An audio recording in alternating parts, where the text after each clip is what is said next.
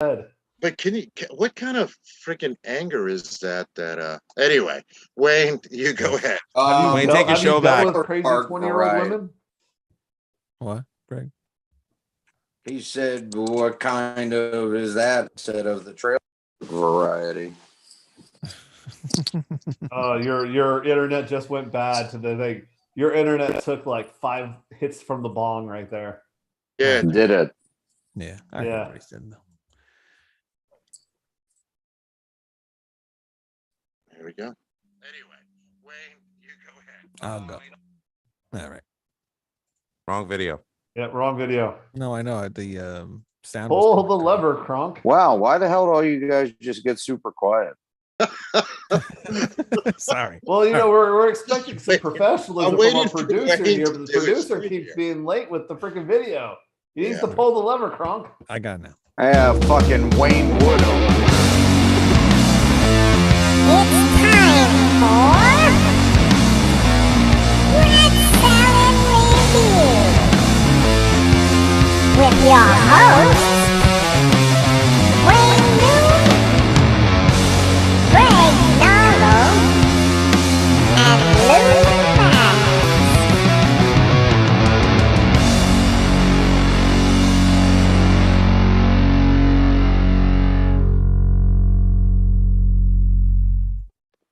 I wish there was a thing where I could play before we go on, so we could talk a little bit before the show, but there's no such thing to do that with. I don't know. You could like add a delay to that, but no, you know. I don't know how to do that. You don't want to learn, No, I do want because if we could get sponsored by like Luminosity Stream or something like that, that'd be great. If we could get by the Illuminati, that would be good. Luminosity Stream. Oh. Or Nintendo. Hey, uncultured Nintendo, swine. send me free stuff. Exactly. Not every website is porn or get penis enlargement pills there, Wayne. Or links to really bad movies that you're trying to like thrust upon us. Those are the best movies. They're the best ones are the bad ones. Not necessarily true. disagree. Have you sat through Birdemic? No, not yet. I would like to, but how much fun did we have? Wayne, don't go into the movie criticism business, okay? Hey. Yeah, you are not Siskel or Ebert. Yeah. Yes, and your idea of good movies is shit. Anyways, Yes. I recommended Demons 1 and 2. You recommended Motorama. Demons 2 is terrible. Anyway, It's not worse than Motorama. That is freaking way better than that shit you fucking tried to thrust upon us. And Well, by you thrust, watched it, we didn't mean anally rape without saying thank you or leaving There was $5 no on the dresser lube. drawer. Not There even was a no reach lube, there was no around. condom. That was just straight fucking thrusting. Not in the even anus. a reach around. You left the Yeah. hot Cosby Not on our even the souls, goddamn Wayne. common courtesy. what is with the hot Cosby thing? Whatever you pick next better be epic. It better be like getting a reach around from a spider monkey while we're reciting the Pledge of Allegiance. Hallelujah. Hallelujah! Holy shit! No. Welcome to Rat Salad Review. About time. That's also why I'm not allowed at the zoo anymore. But It wasn't for poop. It wasn't for taking a shit in the peacock pen. Amber no, I Heard punted one of those. Whoever's watching this right now, I'm sorry. There are 2 people here. He's not. No, I'm not sorry. This is terrible. But we're going to change that right now. Today, we are going to talk about the late, great Bon Scott. But Amazing. first, What? it's the 35th anniversary of Death Scream Bloody Gore. Cares? The I best care. death metal album of all time. You know what? I care. And I care so much just to piss you off. I'm going to read the fucking original press release. This is what you get. This is what happens when you find a stranger in the Alps. There, Wayne. Greg, before we get to do that, I think I told you I met Chuck Schundler a few times. Did I say his last name right? He's from, because I'm from Tampa, and we used to see him at this place called the Ritz.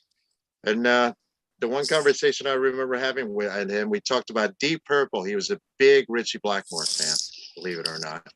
So anyway, he was a very, very nice guy, very different from the image on on stage with, so very, very, he was a gentleman. He was a very nice guy. Yeah, that's awesome, man. And everything I've ever seen about him, every interviews and all that, he's super nice dude, real cool, real personable. Yeah, he's And very quiet, actually. So. Yeah, especially now. Yeah. Boo. I'm sorry. It's yeah, a- go listen it's to all another right. Halloween ripoff. Yeah. Anyway, yes, it's here. The album every death metal fan has been waiting for. The debut from the most brutal band alive or dead, Death. Scream Bloody Gore is the name of the LP, and it was produced by the ace Randy Burns, who certainly does the right thing by this San Franciscan / Floridian outfit. The 10 torturous tracks include such tasteful titles as Zombie Ritual, Torn to Pieces, Baptized in Blood, and the all-time death splatter classic, Regurgitated Guts. Musically, Death are squarely in the tradition of such doom merchants as label mates Possessed, the German Death Squad creator, nice, I like that description, and Brazilian export Sepultura. Grinding, doom-laden guitars, thundering drums, and savage vocals and screams are integral parts of the Death sound. But don't be lulled into thinking that Death are just another death metal band. Much of the riffing on this album is quite memorable. Death was formed in 1983 under the name of Montas by lead guitarist, vocalist, and songwriter Chuck Schindler, along with guitarist Rick Ross and drummer Cam Lee. The name was changed to Death in late 1984, and since then, Chuck has gone through several lineups, with the band hibernating from time to time, but never stopping. Through the release of several demos, live tapes, and rehearsals, Death has become one of the underground's most popular bands, setting the stage for Scream Bloody Gore. Remember, there is no life after death. And also, interestingly enough, not only was he the main songwriter and all that, but he plays all the guitars and the bass on this album, despite the touring musician John Hand being pictured. He did play all that. Yeah, he got credited. All right. Yes, so he did get credited, and right now he's out there putting out a very horrible tribute. What it looks like to me is just him trying to cash in on the Death sound of shit. It sounds like he recorded on his garage and hasn't played a guitar in about 30 years. So, John Hand, you should be ashamed of yourself, but yay, Chuck. Oh, he's actually the one watching right now. Do you think Bon Scott would be a fan of Death? No, not at all. Probably not. No, not at all. Not at all. I don't think so either. Manny, this was your idea. All right. So you want me to do Another good find. Okay. Yeah. All right. Well, Bon Scott was born in Australia in 1946. Actually, he was born in Scotland, migrated from Scotland to Australia. He had a thick Scottish accent as a young kid, and that's where that's why the nickname Bon came from, Bonnie Scott. It stuck. Actually, Bon's wasn't his real name? It's Ronald. Ronald Belford Scott. Yeah. His first instrument was actually drums, and he was a drummer for the longest time. His first professional band, he played drums, but he noticed chicks dug the front man more, so he started singing. I'm giving a very short history of the man. And one of the bands that he became prominent with in Australia was what they call a bubblegum music, kind of like Archie's type, called the Valentines. It was him and Vince Lovegrove were the vocalist. And Bon had tattoos already, so they would make him wear these puffy, frilly shirts to cover him up. They actually had a hit over there. They broke up, and then Bon formed a band called Fraternity that was based on the Canadian band The Band. So they had that kind of similar sound. Fraternity did not really get anywhere. They went to Britain to try to generate record industry interest outside of Australia. It did not work, but it was there. The Fraternity changed their name to Fang, and they opened up for a band called Geordie, which featured a Brian Johnson, who Bond would remember and mention to Angus. So they come back to Australia in 1973. Bond gets in a motorcycle accident, shatters his jaws on life support. That's why his teeth are missing the first few albums. Somehow he recovers and lives and does this thing with the long, lofty Rangers that would later get released about 23 years after his death, and joins AC/DC in 1973, replacing Dave Evans. And as soon as John Bond joins the band, things start happening very quickly for them. Anyway, that's my real quick history of Bond. I don't think I could ever picture Bon Scott singing "Take a Load Off Fanny." I mean, his first band sounded like the band. Yeah, check it out. It's called Fraternity. Actually, that stuff has been released and reissued quite a few times. I'll have to check that out. Yeah, Thanks for the recommendation. Bond's family doesn't own it. I don't think anybody does. I think it's one of those things that, these guys aren't businessmen. Plus, the albums were such flops. They probably thought, well, who cares? They had no idea Bond was going to become this, cultural icon, not just Australia, everywhere. Yeah, there's some videos on YouTube. I watched them not too long ago. And as I was actually watching that little documentary that you sent us last week. Yeah. I think it was. Yeah, that was cool. That was pretty cool. But Bond was also playing like the flute or something, or the recorder. Oh, yeah. It was a recorder. Yeah. He so was playing that. Yeah, it's kind of hard. It's kind of funny seeing him, playing that type of music because it's like hippie type stuff. It was weird. He was very good actually because he sang a lot different than he does in AC/DC. So it was kind of interesting to hear him sing that way. Hey, back then you did whatever you had to get a record label deal. Oh yeah. Well, yeah, that's true. But he really did sincerely like the band, and the difference is in AC/DC he was allowed to write melodies and lyrics, where in Fraternity he very rarely contributed to it. Also, Bond, it turns out, had a reputation for being a womanizer, a drinker, even though he was married. So Yep. yeah, so even back then, he must have been a very charming guy, but he definitely lived life like every day was his last. So that's one of my favorite stories is what led to the writing of Whole Lotta Rosie. Oh yeah, that's a great story. I'll tell you what is the story, people. Go ahead. Manny probably remembers the details better than me, but I believe she was the madam at a strip club they frequented. Correct? Yeah. Yep, that's correct. She was a big woman, and so Bond took her home, and so he pretended. Yeah, so that's a Whole Lotta Rosie.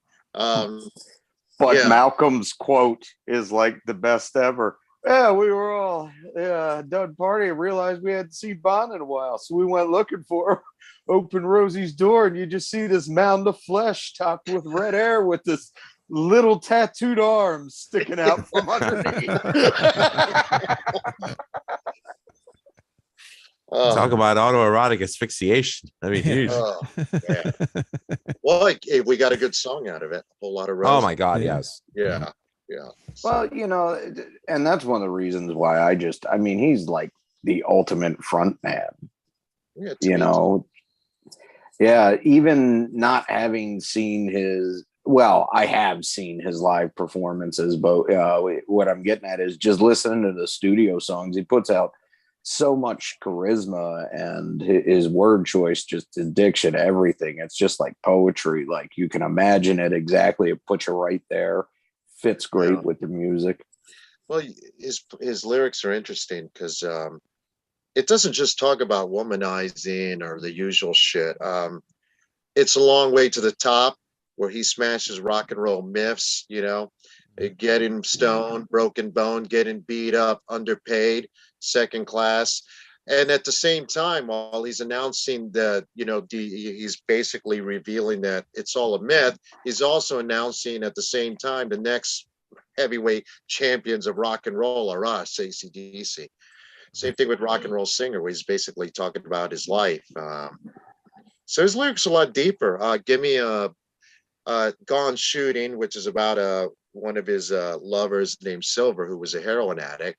and that's what that song is. My baby's gone shooting, he took the train out of town.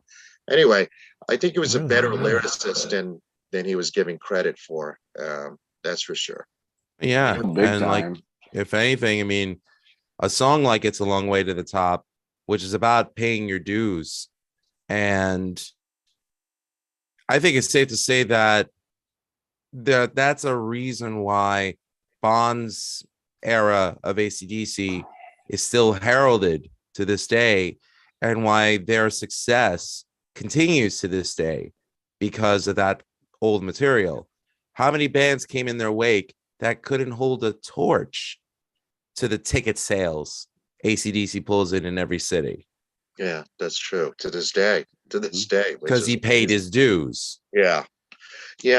Unfortunately, Bond in death became what he wasn't in life, an international superstar. And I think he still would have been a legend, but it definitely cemented his legend. I mean, even VH1, when they did the, what was it, Behind the Music? Yes. Yeah, when they cut Yeah, into I think so. commercial, I still remember what the announcer said: "The voice of a legend silenced." This is the same guy that Rolling Stone magazine and all these magazines damned. They barely had any coverage of his passing. The very same people that damned him are the very same people that praise him, nowadays. It's kind of interesting. And that usually how it goes. History determines who the winners are. Yeah. I mean, Mhm. let's face facts. Who in the echelon of rock and roll is more heralded? AC/DC, regardless of it's Bon Scott or Brian Johnson running the band, or Air Supply? I rest my case. Yeah. You're saying the Knights aren't better? Aren't you talking about the Moody Blues? No, that was I'm thinking of Knights definitely in White Air Satin. Never Supply. mind. Even the Knights are better. Yeah. That goes to show you I don't know Air Supply. Yeah, okay. So James, don't need to. James, what's your opinion of Bond? I think James is gone. I'm trying to eat while not trying to look like a slob on camera. Oh, All right, we'll what get is that, back man? to you. We don't want to see you eating on camera. For God's Thank sake. you. Yes, we Oh. do. Come on. What are you eating? I miss people eating on the show. Wayne, what's your thoughts on Bond? I love Bon Scott, and just like how you were talking before about how he can write, how he writes his lyrics, how he writes them where he doesn't need to like specifically say what's going on. He just kind of like goes around it, and you understand what he's talking about. Like one of my first AC/DC songs that from the Bon Scott era was Big Balls, and he talks about going to ballrooms and dancing and all this stuff. And when I was younger, I kind of didn't understand it. And then as I got a little older and I'm listening to the lyrics and reading lyrics, I'm like, wait a minute, that's not what that's about. So just things like that made him such a great writer. And then just his watching some old videos of him playing live and stuff, in his stage presence, and just showing like how he's, even though he's just a singer, not playing any instruments or anything, his body is his instrument, and he's giving his all to the audience and everything. He's part of the music, just more than just being that singer. So he was an awesome front man. Yeah, he definitely was. Actually, he was my first rock hero. I think I'm the oldest one here. But I don't know. Do any of you guys remember the Satanic Panic of the 80s? Any of you guys? Yeah. Of course. Yes. Yeah. Okay. Well, I don't know, because you guys, I was like 10 in 1980, so you guys were, Yeah. Well, no, we've already all heard of it. Yeah, keep Over in the mind, years. I mean, my older brothers, one is 15 years older than me, the other one's 12 years older than me. They were into those bands by the time I was exposed to it, like as far back as I can remember, at 4 years old. And I Oh. remember, seeing newspaper articles and magazine articles and television specials, rock and roll is the devil's music and this and that. And that made me want to say, cool. Well, that's what happened to me. My mom used to send me to church, and they had an anti-rock rally. If you guys remember, they would play records backwards. They literally would have a bonfire at the back, burning records. You can't make this shit up. Kids would bring in their records and tapes. Anyway, at the thing, I never listened to rock and roll. My parents had nothing against it. Just culturally, it's not you know, other than Elvis, and they didn't even like Elvis, you know, they didn't listen to music. Culturally, it wasn't their thing. You know, the Beatles and all that, that wasn't their wheelhouse. So first they played Highway to Hell. They told this ridiculous story. I still remember it to this day. I'm not going to totally repeat it, but supposedly these two girls were going, they just happened to be going to an AC/DC concert. They happened to die on the way there, and their parents happened to do a satanic funeral. I'm not making this up. I'll even tell you the preacher's name, the Reverend Billy Mayo. Look it up. Anyway, so, and guess what song they played? Go ahead. Anyone want to guess what song did they play from the Bon Scott era? Highway to Hell. Oh, we have a winner. Yes. Highway to Hell. Anyway. I was going to guess it was Don't Pull Your Love Out on Me, baby. Anyways. Well, they played it over the loudspeaker, and I heard that riff, and I heard that voice, and I went up to the guy and go, oh, man, this music's terrible. Can I have one of your pamphlets? And I used that pamphlet as a handy buying guide. And Highway to Hell was the first one I bought, and it was my first rock hero. Wow. So, that's too funny. Yeah, I'd be so afraid to have lived in the Bible Belt in the 80s. That would have been crazy. Well, I lived in Largo, which is about 20 miles from here. Not exactly the Bible Belt, but very conservative, you know, type of area. I don't know so much anymore, but it was that. So how did Wayne, how'd you discover that version of AC/DC? Probably the radio, but the like I said, that song Big Balls really got me into AC/DC more because I was a huge wrestling fan, and I went to an ECW show, and Balls Mahoney used that song as his entrance theme song. So Balls Mahoney. Yeah, and so hearing him come into that song and the crowd the going, whole crowd nuts singing it while at it, he is no selling the pop this guy used to get coming out there. Yeah. Every time he punched, every time he did anything, a big giant chant of balls came out. Wow. Yeah. Wow. So, you know, Lou can attest to this too. Yeah. It was the greatest era of wrestling I could have ever experienced. So seeing things like that, you know, really got me into like, you know, I got to check out more AC/DC stuff. So if it wasn't for that moment, probably wouldn't, you know, eventually I'd get to the AC/DC stuff, the early stuff, but that, you know, made me get there. Yeah. And James, we didn't get to you before, James. About James. Yeah. So I actually get to use this line from the 80s. I learned it from watching you, Dad. My dad had a mixtape while we were driving from Nevada to California, and it had Dirty Deeds Done Dirt Cheap on one of them. So my first thing of AC/DC is Bon Scott. I did not know about Brian Johnson. Oh, wow. It was just straight, and it wasn't like it went easy. We went straight in with Dirty Deeds. Hey. And then, of course, then I heard Big Balls and all the other songs afterwards. But talking about my opinion on Bon Scott too, while I was trying to stuff my face because I haven't ate yet today. If he was born in the United States, I believe he would have been one of the greatest blues singers we have. Ooh. Because he had an amazing blues cantor. He fit with a blues song. Every time AC/DC went heavy blues, it was his thing. I mean, even his last song, Right On, it's so bluesy. It's just, it's amazing. The Jack. Yeah. Big Balls is very bluesy. Crab City in Blue. Yeah. Oh, yeah. There's so many songs. Best song about getting the fucking STD there ever was. Yeah. Always walking. Yeah, but sideways walking. See, even that you start doing the cancer. He was a blues singer if he was in the United States. I just believe that he didn't get. What's the best way to put it? He didn't get shown it at the younger age, being in Australia. Well, being in Australia back then wasn't, you know, we live today, so we kind of think of the whole world as connected, but Australia back then was always behind because they had the records had to be imported, or they had to wait for servicemen, American servicemen and British servicemen who would bring the stuff in. So yeah, I mean, all this stuff was discovered very secondhand. And you know, Bon's heroes were blues guys, but he loved Little Richard, and he loved you know, he loved the blues, Muddy Waters and Little Walter, and all this stuff. So you're right. You know, it's funny. He got classified as a heavy singer, and in a way he is, you know, because he kind of created the style in some ways.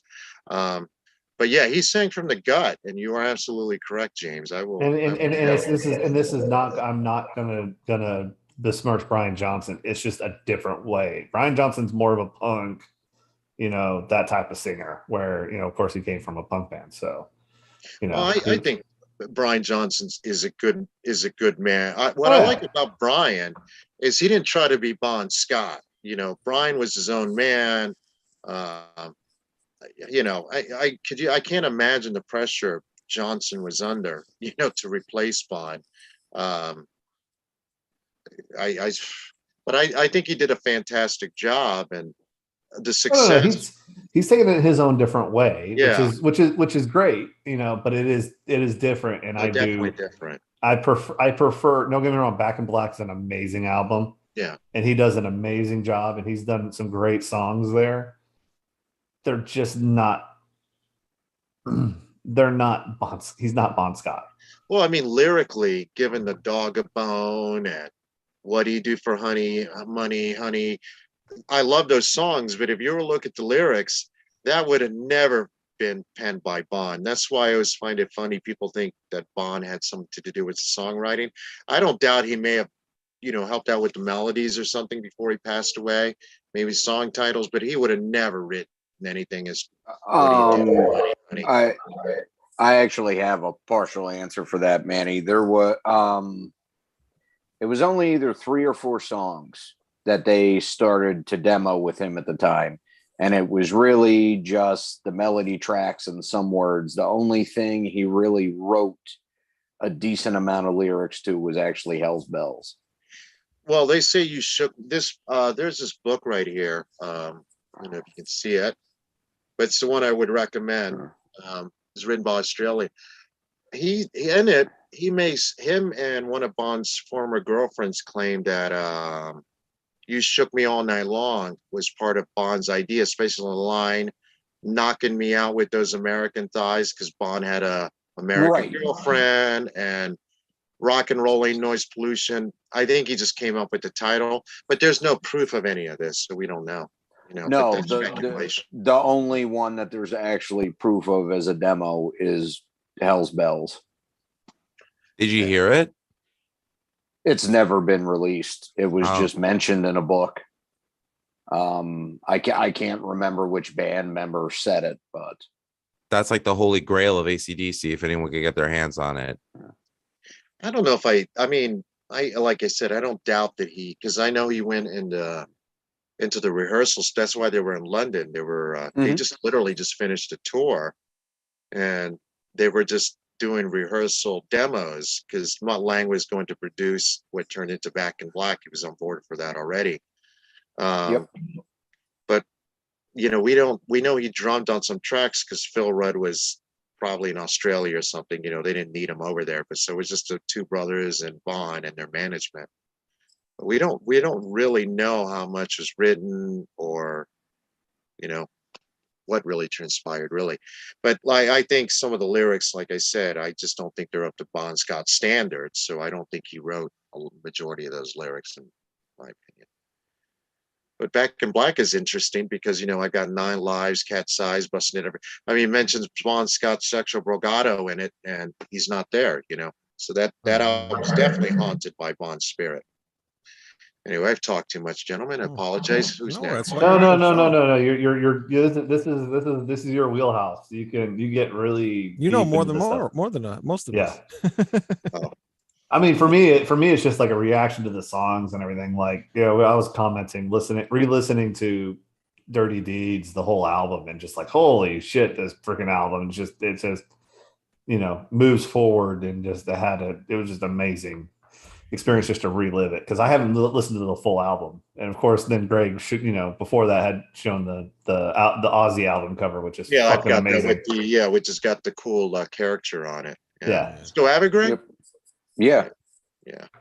I used to have the Voltage Australian version on vinyl, and I got rid of it. You know, but I managed to keep the Dirty Deeds, and I had the TNT.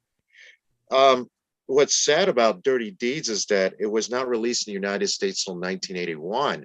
Right. Atlantic Records refused to release it, and they asked them to re-record it. They basically told them to go screw yourselves. We ain't recording nothing. And that's why Problem Child showed up on Let There Be Rock. Because originally Dirty Deeds wasn't released till 1981. By then Bond was dead. Their back catalog just started selling like crazy in the United States. So they released Dirty Deeds against the band's wishes, but that's why it also has that weird cover on it. And that thing sell millions. So it wasn't released in the US until 81. Right. The cover by Hypnosis and that track list was the original international version that came out in the mid 70s. Yeah, because the Australian one's got Rock and Peace and Jailbreak. That was it. Yeah, Rock and Peace and Jailbreak. Yep.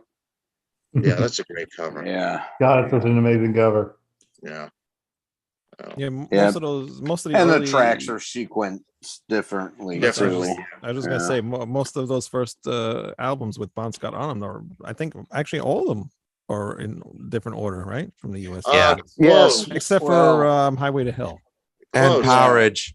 And Power Age. No, Power Age is different in Europe. It Oh, has really? Cold Hearted Man on it. Yeah. And Rock and Roll Damnation is not on it either. Rock and Roll Damnation was recorded strictly for the American market to try to get them a radio hit, and the band actually weren't particularly thrilled with that song originally. But it's actually a pretty damn good song. Yeah. I love that song. Yeah, It's a good song, but you could tell they don't give a shit about the song because it's like I don't know, though.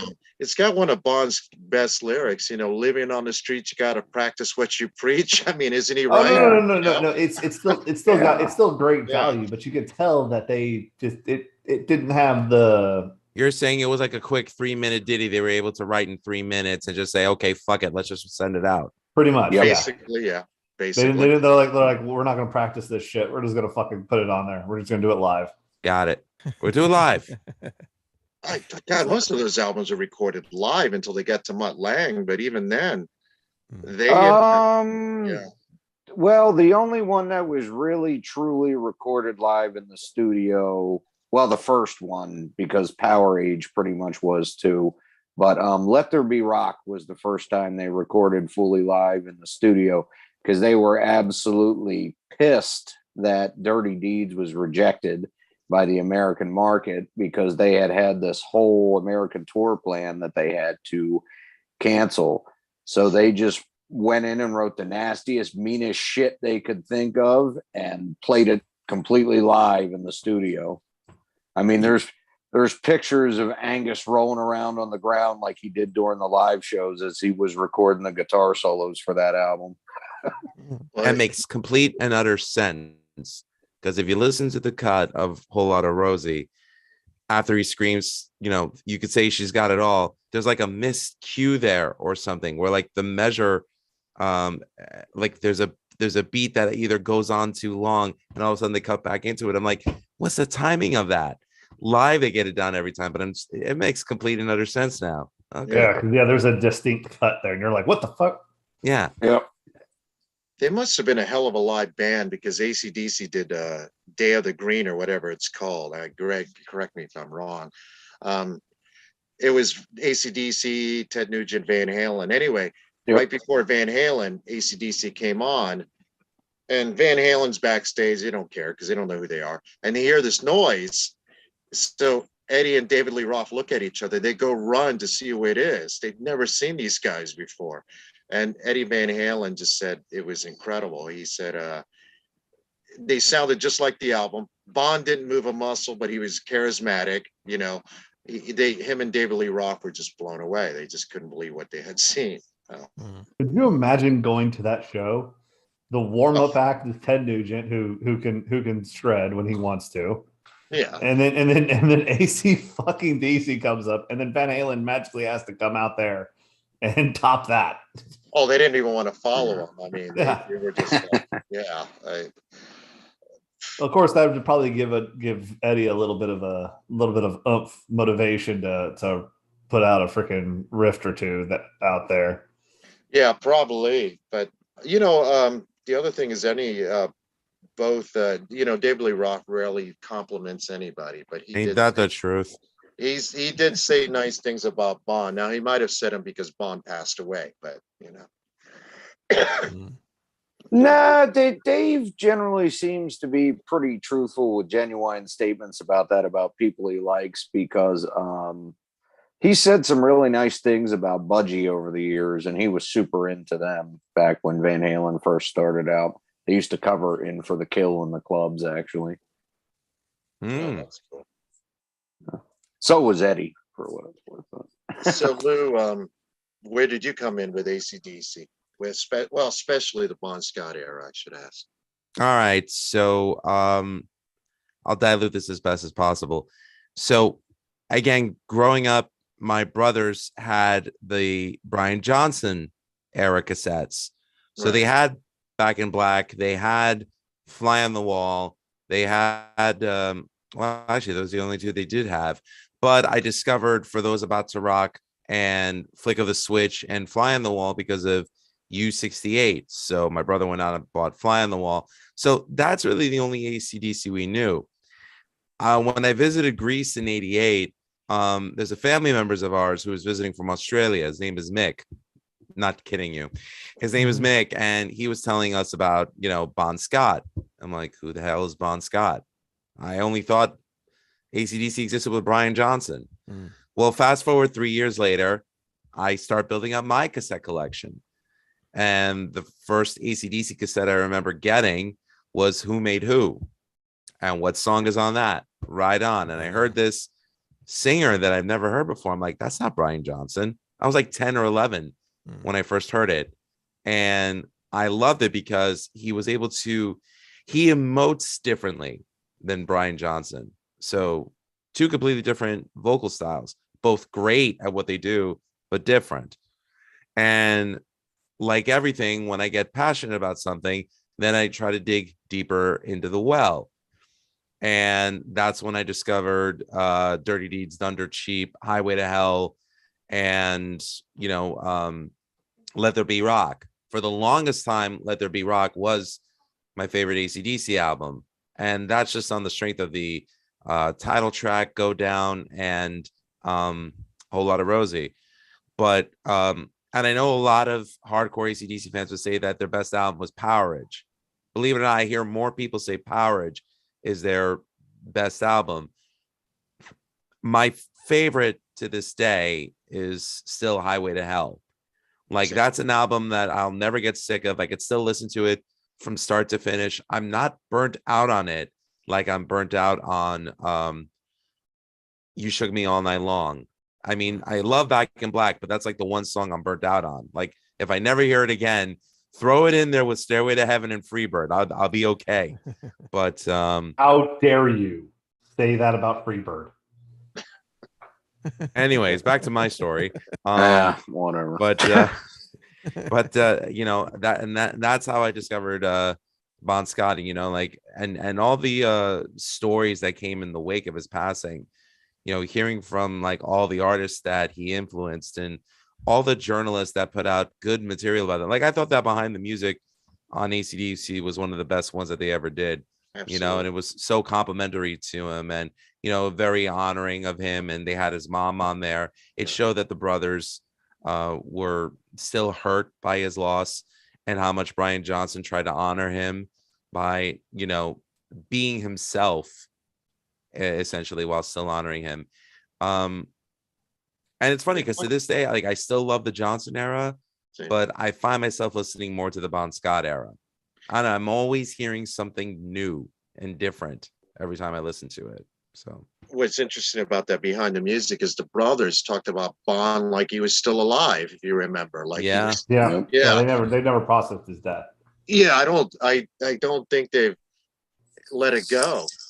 I mean, obviously they've moved on. They have a great career. And they've all gotten married. They're not living in the past. But it was interesting. They talked about him like he's still here, like he's going to walk in the room. It was very interesting the way they talked about him. Now, the one thing I have to ask this Lou, you just dropped a nice little Easter egg. There is a Mick Mavs running around there. Does he look like you, but is Australian? Please tell me this is going on. I want to see Lou with Australian accent and all that jazz. Please tell me. The answer must be yes. Oh, the answer is definitely yes. Yeah. Straightening those ankles is high tension steel. What It's gonna take you about 5 minutes to cut through that ankle with this saw. Now, if you're lucky, you could probably hack through your ankle in 5 seconds.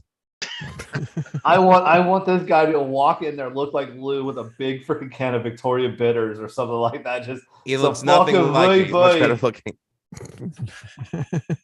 That was a horrible Australian accent, but I did my best.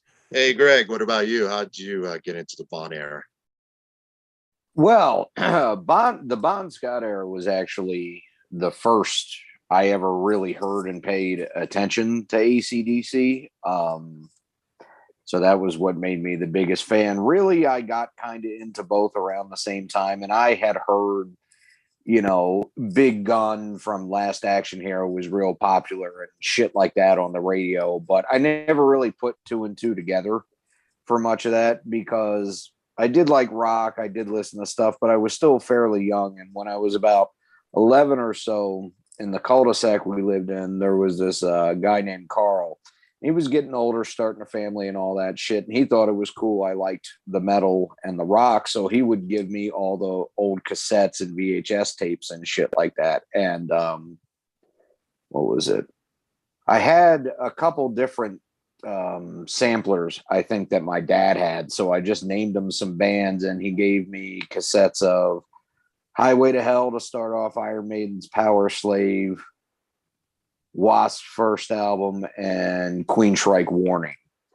Oh, And so that was really the first AC/DC album I heard, and I just loved it. I went nuts for it. I was like, yeah, give me everything you got. So Powerage, Let There Be Rock. The hell else did he have? I think the international version of High Voltage and Let There Be Rock, the concert. So, to me, that was all high octane, electrifying. Highway to Hell's my favorite album from them.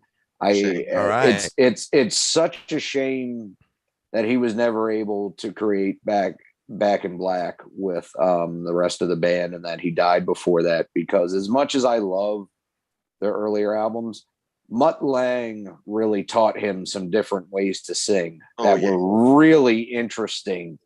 And while, yes, that was their big break, were Arena, I would have loved to have heard them in the fuller sound and all gung-ho on Back in Black. I think it would have been awesome. It's a shame it never happened.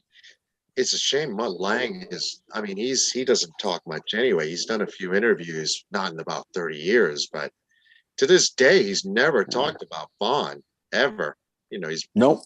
Yeah, he's mentioned Brian, and I think him and Bon sort of became friends. Apparently, Bon was a really nice guy, but if he respected you, that must have, you won him over. He wasn't a jerk. Like he wasn't the kind of guy that, if he didn't like you, he's gonna, treat you like dirt. But if he really respected you, and he respected Mutt Lange, because you pointed out, he taught him how to sing differently. Yep. Yeah. And that's where I actually read that was some old, I'm going to say Rolling Stone, but I really don't remember. It could have been any rock magazine, but it was an interview with him after Highway to Hell had come out. And that was one of the things he said in there, is he was really super excited about this new direction for the band, because he really liked this producer, and he was talking about how they really got on, and he taught me things to do with my voice that I didn't even know I could do before. Well, what amazed Mutt Lange about Bon's voice, besides how it sounded, is that the guy could go walk up to a mic and sing with full power, and what he taught Bon to do is sing from the diaphragm and don't use the throat as much. And Bon was amazed. Nobody ever took the time the fact that he was open to listen to some, because Bon been doing this a while, that he was open to listen to someone to take direction. that shows lack of ego on Bond's part. Not I don't mean lack of ego. He didn't have an ego, meaning that he was willing to learn at that stage. Possible no one gave him direction. That's true. That's true. And, I think, yeah. Sorry, go ahead, Manny. No, I was going to say probably George Young was probably afraid to tell, to try something. I don't know. Probably. And we're talking about Mun Lang. This is the guy who his first album produced with Def Leppard was High and Dry. And he pushed them until they couldn't do it anymore on that album. So to me, he produced the best Def Leppard album.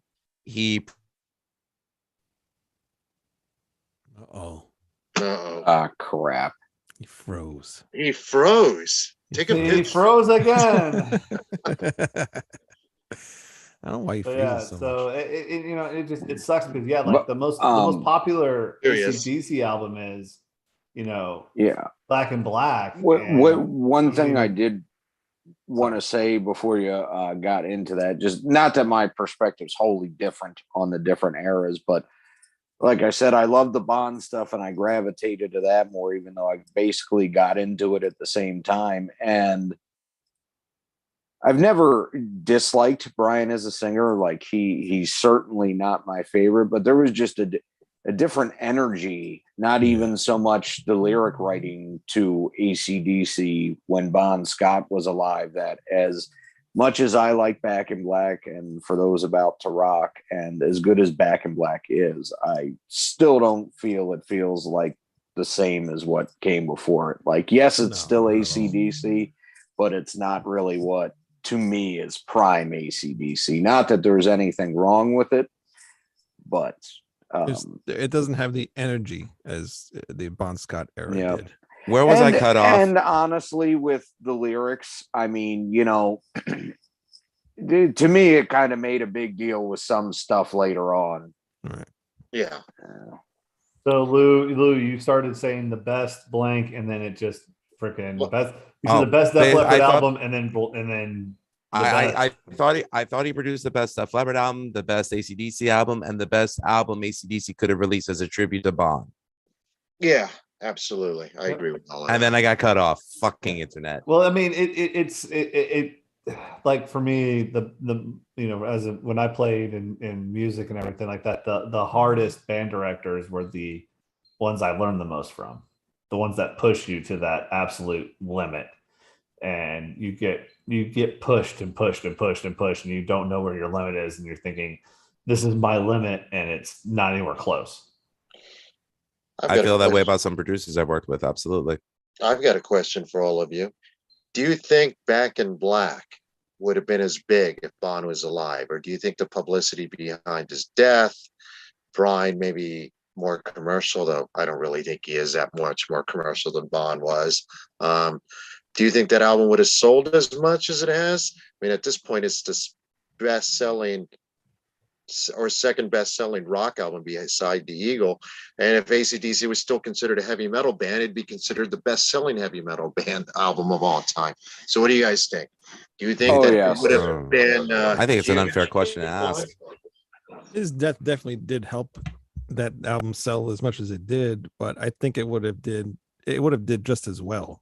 I would imagine. I disagree with that. I think his death was the reason why everyone jumped on that album. Only because everybody was loving it, and then they wanted to hear and then when it came out and you hear that first riff of Back in Black, you want the album, Yeah. So I think his death did open the door for more people because now they knew who AC/DC was. I think the album Back in Black itself was really opening them up for America. I mean, that album is as Americana as you get. I mean, how many times you go to a sporting event and you'll hear Hell's Bells or you'll hear Shoot to Thrill or Back in Black. I'll hear those songs more in sports arenas than anything. So except for fucking Rock You Like a Hurricane. Point taken. But the and then bring it back. ours is Welcome to the Jungle and Is it? Oh God, what's the Motley Crue song? Girls. No, Wild Side, no, Shot of the Devil, Live No. Wire, Red Hot. I think it is Live Wire. It's I think one of it's those- Live Wire. They Yeah, played a then- lot during the one games. with like the big wind up, the big wind Oh, up into the Kickstart riff. My Heart. Kickstart My Heart. There it is. Yeah. And you I'm mean sorry, Key Keystone My Sama- Heart. Yeah. Yeah. Okay, you fucking New Yorkers. But I was going to bring it back too again to the wrestling thing. A lot of the wrestlers from ECW had like almost every song from that Back in Black album. You know, they all came out with something from that album. Yeah, Chris Candido had Back in Black. But Spike think, Dudley had Highway to Hell. He had Highway Yeah. to Hell. All the Dudleys had Highway to Hell. Right. And I was gonna say Bam Bam Bigelow, but no, he had something else. Yeah, He had, Welcome to the Jungle. Yeah, Welcome to the Jungle. But there was a lot of people that used stuff on the album. There was they all used it. I mean, they were all ripping music, which was great. I mean, RVD coming out to Walk. Yeah. Yeah, I don't know that I'd call that great, but Here's an he I likes hate Glam that Pantera, fucking not song. Pantera, James. well, that's just a horrible song. but- It's not about that. It's about the wrestler with the charisma that Rob Van Dam had coming out to that song. Right. Yeah. Manny, do you have will- to pick up your kids? I don't want to go too No, long. keep going. Not Okay, all tonight. right. No, keep going. I will say this though, more bands today cover the Bond era than they do the anything later. So I definitely hear so many people cover. I mean, I think Annihilators played Bond era. Guar on their last album, not the one they're releasing this year, but the previous one, they had If You Want Blood, You've Got It as the closing track. You know, Exodus, although they originally recorded the cover in '89, but they still do Overdose live sometimes. right. So, you know, I mean, his influence is still prevalent today. Well, I all my albums are kind of in boxes, but Alison Krauss, bluegrass / country folk Love singer. her music. Yeah, I do Right. too. One of her albums, her favorite singer, she's publicly stated, I'm sure you can back me on this, is Bon Scott. And Paul Rogers, by the way, is the other one. And Nice. she, Never one of heard the that. albums is deliberately designed to look like Highway to Hell. So, you know, if you look at her discography. She also did a lot of those AC/DC things after Dale Earnhardt's death because Dale Earnhardt was a huge Alison Krauss fan. Oh, wow. Well, I think she does Ride On sometimes, which makes sense. But I gotta hear that. yeah, I mean, look it up, but she should. I believe she does that. I'm not It's sure. fun. She's her and Bella Fleck, I would say, are my two favorite bluegrass musicians. So, Yeah. Well, her stuff with Robert Plant's fantastic. But, oh yeah, Now, after I was watching that documentary that you sent us before, Yeah. Manny, towards the end, it seemed like he was kind of getting bored, maybe with his life and even just with the music in general. Do you think that he would have continued with AC/DC? I think he was going to leave at some point. No, I think he would have continued. I think a lot of that. He was, you know, keep in mind, he was only 33 when he died, but they had been on. Bon Scott had been a professional musician with varying degrees of success since the 60s. He'd been on the road literally since he was, you know, probably 18 years old. When he joined AC/DC, he was 28. He had just gotten over a motorcycle accident. He thought his career was over. He thought, oh my God, I'm 28. I'm old. Keep in mind, there was no such thing as 40-year-old rock stars. Mick Jagger wasn't even 30 yet. I mean, in 1974. yeah. He Don't had forget moved- the relative age of the Young Brothers to him was a decade Almost at least. a decade, yeah, a decade. Yeah, I think he was getting tired of being on the road, and I think I think why the irony of his passing was he was taking stock of his life.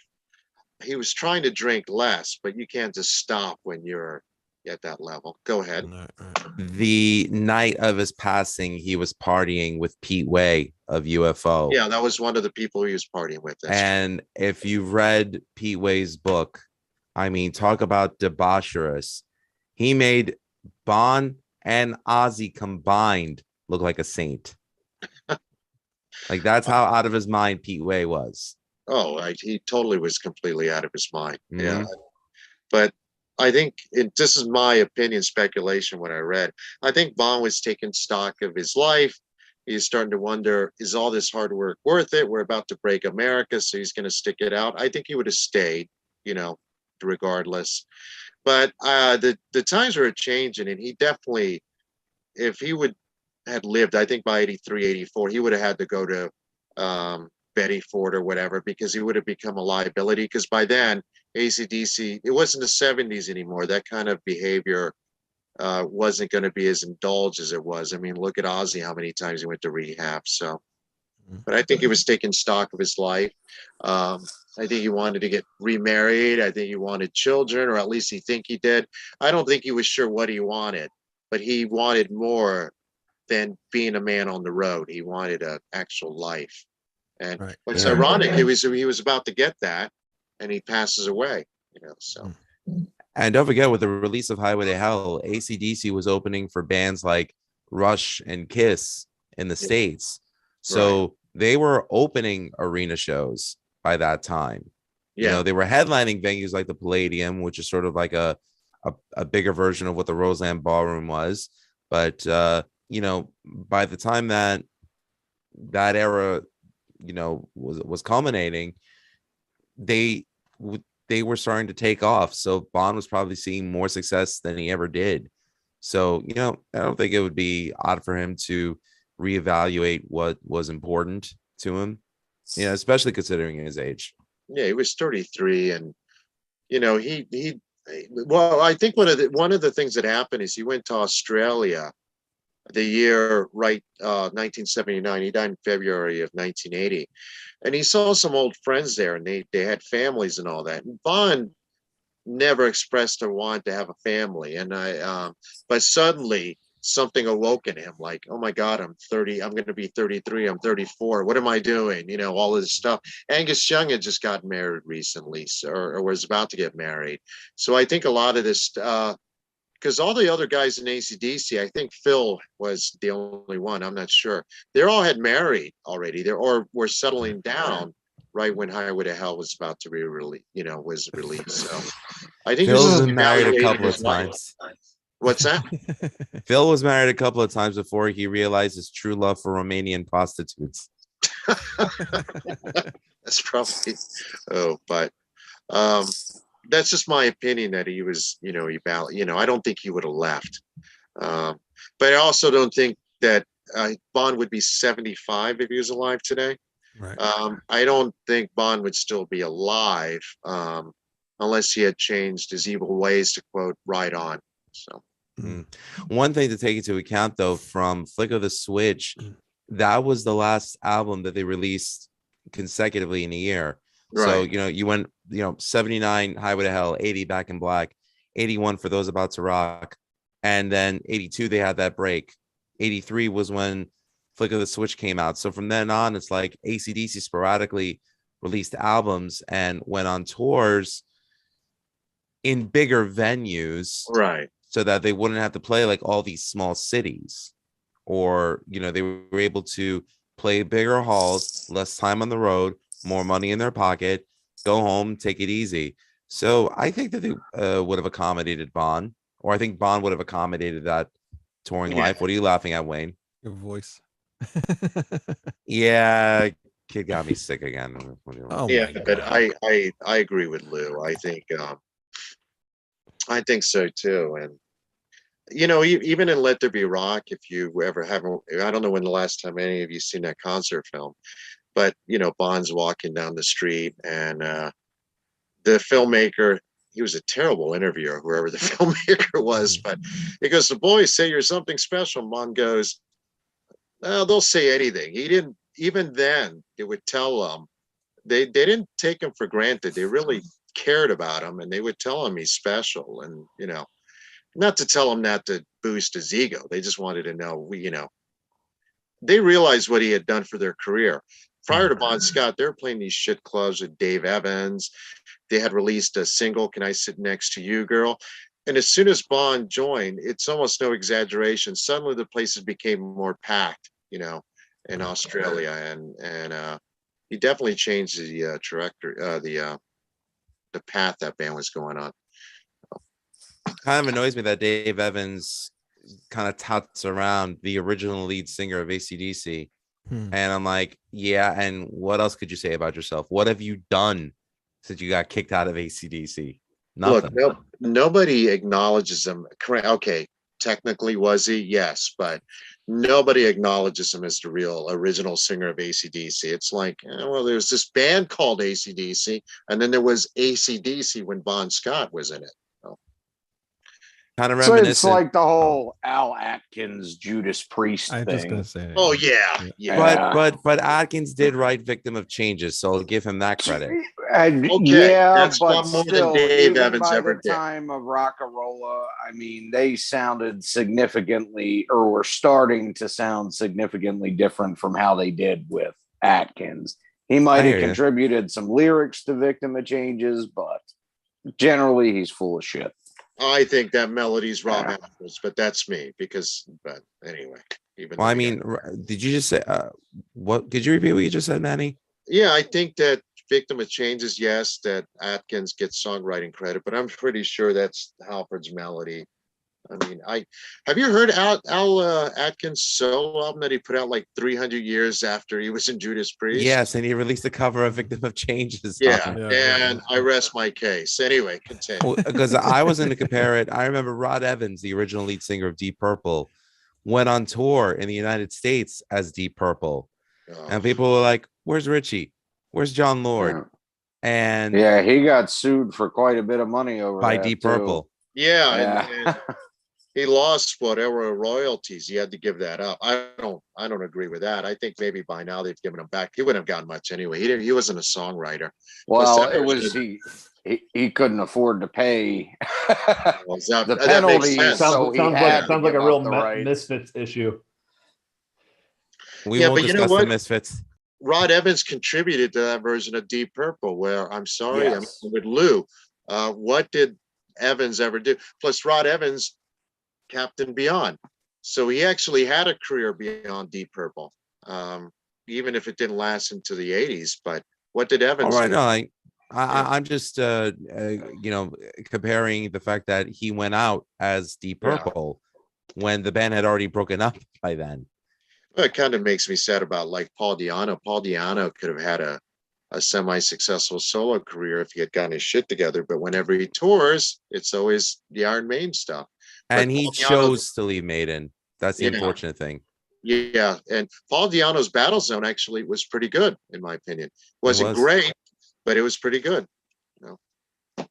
But glad to see Paul Di'Anno's feeling better right now. Apparently, him and Steve saw each other backstage at Maiden's show in Croatia recently. That was pretty cool to see. It was cool to see. I wonder what the relationship is between those two men. It's got to be. It's civil. been so long though. It's got to be civil by now. I mean, it's civil. Yeah. I mean, when Bruce had his cancer scare, Di'Anno wished him well on stage. So there's no bad blood there. So. Well, they also, I mean, I know he's not rich, Paul Di'Anno, but they didn't screw him out of royalties or anything like that, like you hear of other people, as far as I know. No, I mean, they paid him $30,000 when he quit and said, "That's all you're getting." And he said, "Okay, I'll take it." So if the deal that you accepted was less than what you really should have asked for, well, it's on you. Well, that's true. But again, it's hard to guess that even in the case of AC/DC, I think in that special, his brother, Bond's brother, goes, what would Bond think of him still being remembered? He'd have a laugh and a drink. Nobody in their wildest imagination would imagine, especially music like that was at the time. Remember, they were labeled a heavy metal band. That was 1979. This heavy metal shit, satanic shit. This guy can't sing. Who would have thought that there'd be value in it, 40 plus years later?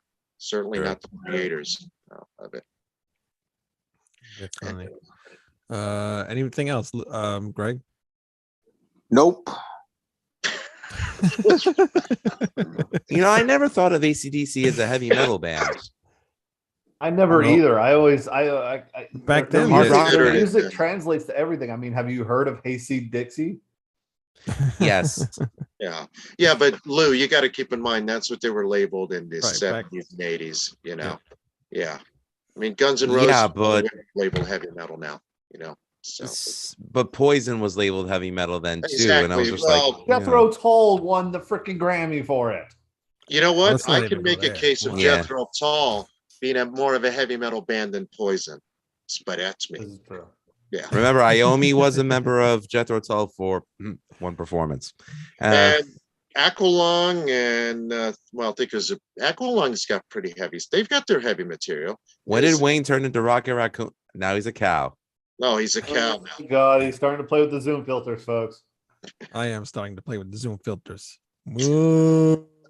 Wayne, you never look so attractive. Yeah, I know. It's actually Wayne with hair. Look at it. He actually has hair, folks. Dude, I don't have hands though. That sucks. It's Oh, Lou you have to Scott. trade one for the other.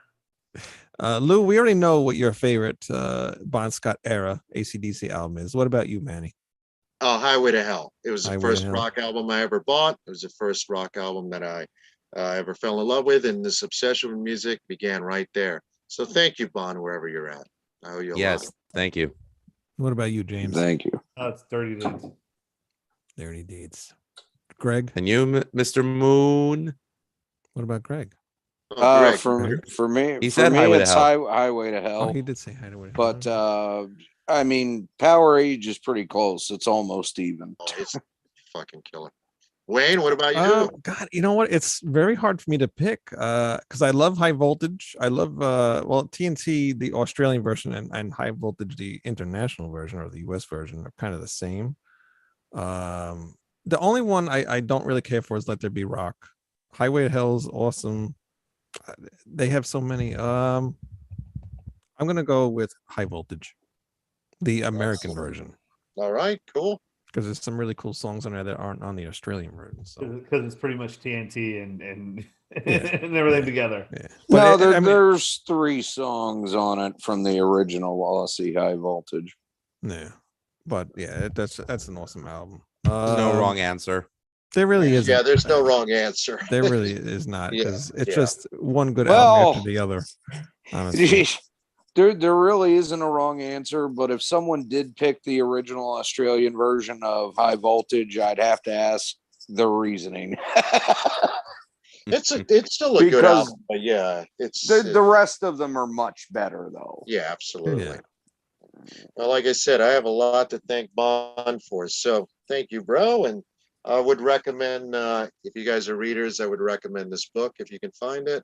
That's It's a written big by- if. The Last Highway.